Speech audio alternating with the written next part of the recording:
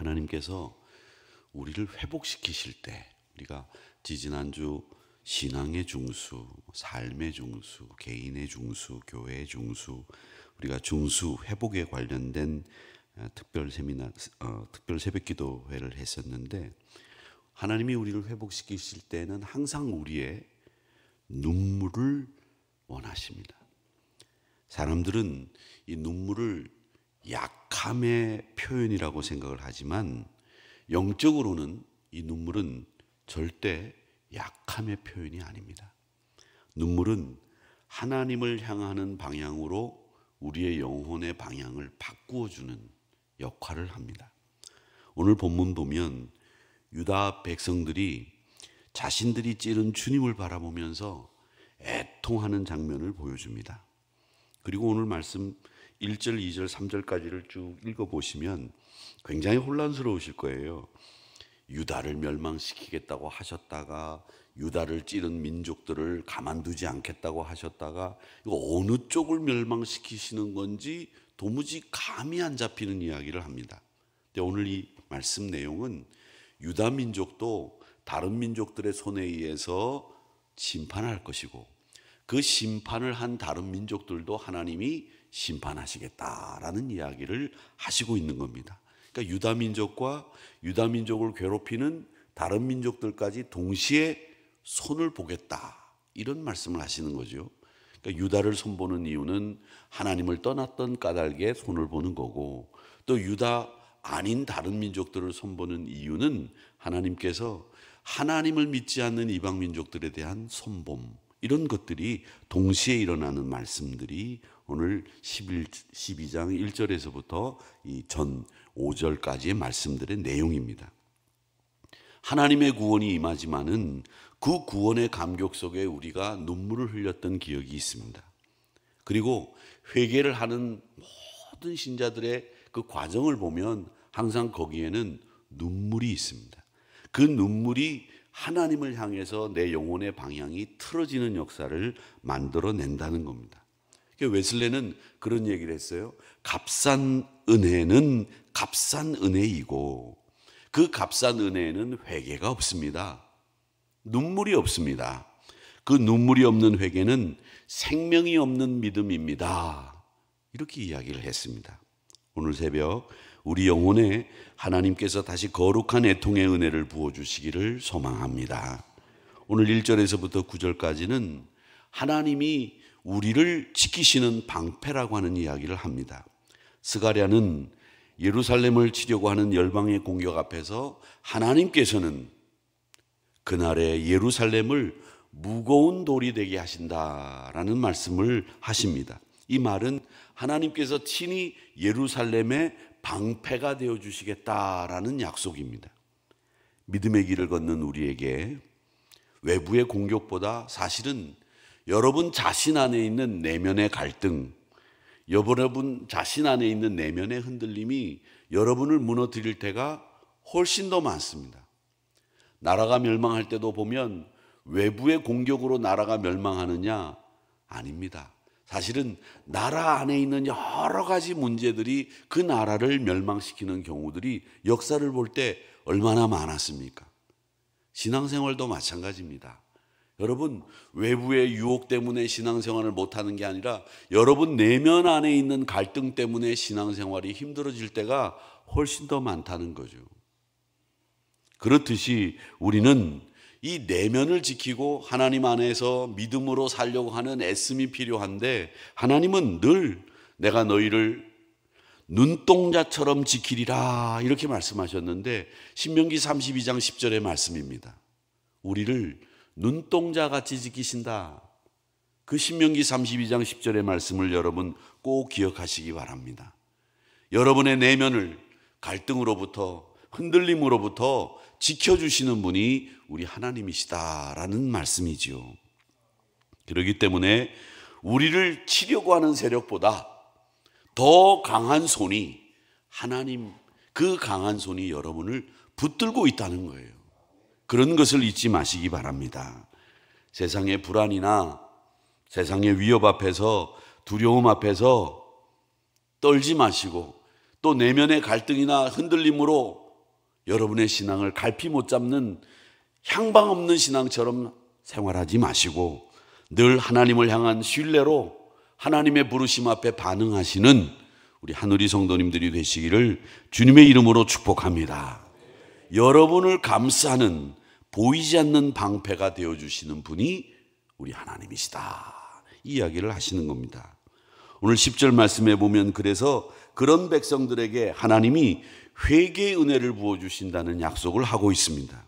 10절 본문의 핵심입니다. 내가 다윗의 집과 예루살렘 주민에게 은총과 간구하는 심령을 부어주리니 그들이 그 찌른 바 그를 바라보고 애통하리라. 하나님을 바라보고 애통한다. 하나님이 주시는 은총과 간구가 회개의 시작입니다. 사람이 스스로 회개할 수 있는 존재가 아니라 하나님이 우리에게 은혜의 영을 부어주셔야 우리가 회개하는 거예요. 내가 내 힘으로 깨달아가지고 회개할 수도 있겠죠. 그런데 그보다도 더 진정한 회개는 하나님이 은혜의 영을 부어주셔야 우리가 진정한 회개를 만들어가는 거예요. 비로소 마음이 돌이켜지는 겁니다. 주님을 바라보면서 울 수 있는 것도 은혜고, 십자가를 바라보면서 내 감정의 눈물이 아닌 내 죄 때문에 찔림을 받으셨다, 우리 주님이, 이런 깨달음도 눈물이 있는데 그게 다 은혜의 눈물이고 죄의 슬픔에서 감사의 기쁨으로 바뀌는 회복의 눈물이 된다는 것을 꼭 기억하시기를 바랍니다. 하나님은 우리의 성공보다 더 어떤 일에 관심을 가지고 계시냐면, 사실은 하나님이 관심 있는 게 뭐겠어요? 우리가 잘 되는 것도 하나님이 좋아하시겠지만은 하나님은 우리의 성공보다도 우리의 눈물에 더 많은 관심을 가지고 계십니다. 그걸 기억하십시오.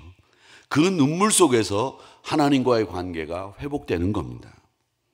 마지막으로 하나님은 애통하는 자를 회복의 통로로 세우신다는 것이 이 11절에서부터 14절까지의 말씀인데, 오늘 본문의 후반절 말씀은 온 이스라엘 백성들이 애통하는 장면으로 마무리됩니다. 사실은 울고 난 뒤에 마무리는 어떻게 끝나야 돼요? 해피엔딩으로 끝나야 되잖아요. 웃음으로.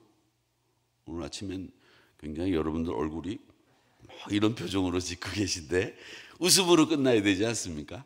웃는 게 편한 거고 웃는 게 좋은 건데 웃음의 결말이 있어야 되는데, 오늘 본문은 웃음으로 결말 짓는 게 아니라 울음으로 끝납니다. 애통으로 끝납니다. 특이한 것은 각 족속들이 따로 애통을 하면서 그들의 아내까지 따라서 애통한다, 이렇게 돼 있지 않습니까? 이건 뭔 얘기냐면, 어떤 한 사람만 애통한다는 얘기가 아니라 그 공동체가, 그 가정이, 그 교회가, 그 사람들이 속해 있는 모든 주변의 사람들이 다 애통한다는 얘기예요. 다 회개한다는 얘기예요.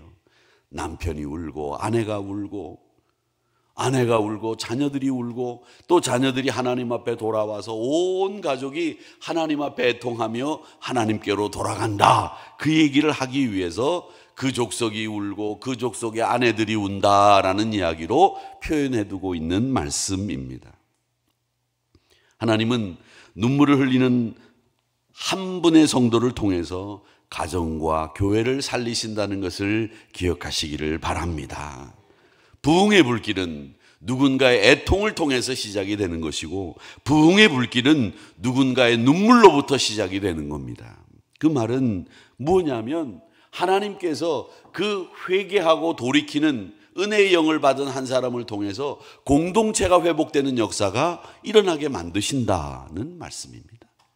느헤미야가 예루살렘으로 돌아와서 무너진 성벽을 바라보면서 어떻게 했습니까? 제일 먼저 그가 무너진 성벽을 바라보면서 정말 하나님의 은혜가 떠났다, 우리가 너무 잘못했다라고 하는 그 눈물을 그가 대표로 하나님 앞에 애통하며 눈물을 흘렸습니다. 예레미야는 그 별명이 눈물의 선지자 아닙니까? 그 예레미야의 눈물이 이스라엘 백성들을 살렸습니다. 예수님도 예루살렘 바라보면서 예루살렘아, 예루살렘아 그렇게 부르시면서 눈물을 흘리셨습니다.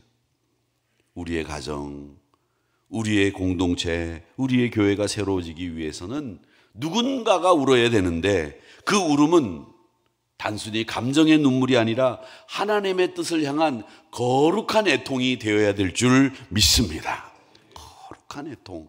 그 거룩한 애통을 우리 가슴 속에 품고 하나님을 향해서 우리의 눈을 바라보며 하나님께 간구하는 여러분들이 되시기를 주님의 이름으로 축복합니다. 그래서 이 스가랴의 예언은 결국 십자가의 복음을 우리에게 보여주는 말씀입니다. 하나님은 찔리신 주님을 바라보며 회개하는 성도들에게 다시 한번 중수가 되는 역사가 일어날 수 있도록 만들어 주신다라고 하는 것이죠. 그래서 이번 한 주간 동안 특별 새벽 기도에 부흥회를 통해서 받은 은혜를 생각하면서 기쁨으로도 사시지만 여러분, 하나님 앞에 내 안에 다시 애통의 마음을 회복시켜 주시옵소서, 이렇게 기도하시면서 보내시는 한 주간이 되시고 그 애통의 거룩한 애통이 회복의 시작이며 부흥의 불씨가 된다는 것을 기억하시면서 하나님 앞에 그런 기도를 드리는 저와 여러분이 되시기를 주님의 이름으로 축복합니다. 존 웨슬리의 이야기를 또 하자면 존 웨슬리는 늘 이렇게 기도했습니다. 하나님, 제 안에 하나님 때문에 눈물을 흘릴 수 있도록 도와주세요. 하나님 때문에 눈물을 흘릴 수 있도록 도와주세요. 하나님 사랑 때문에, 하나님의 은혜 때문에 제가 눈물을 흘릴 수 있도록 도와달라고 기도했던 사람이 웨슬리입니다. 그런 이 애통의 눈물을 통해서 여러분 공동체가 회복이 되고 우리 교회가 회복이 되고 날마다 여러분의 삶이 회복이 되면서 중수되는 역사가 일어나는 복된 여러분들이 되시기를 주님의 이름으로 축복합니다. 오늘 애통함으로 이루어지는 회복이라고 하는 이 제목이 어떻게 보면 이렇게 꼭 우리 교회에 맞게 딱 맞는 월요일 새벽기도 말씀이구나라는 생각을 하면서 바라봤습니다. 여러분, 이 애통하는 눈물이 여러분의 중수의 단초가 되는 역사가 있기를 주님의 이름으로 축복합니다.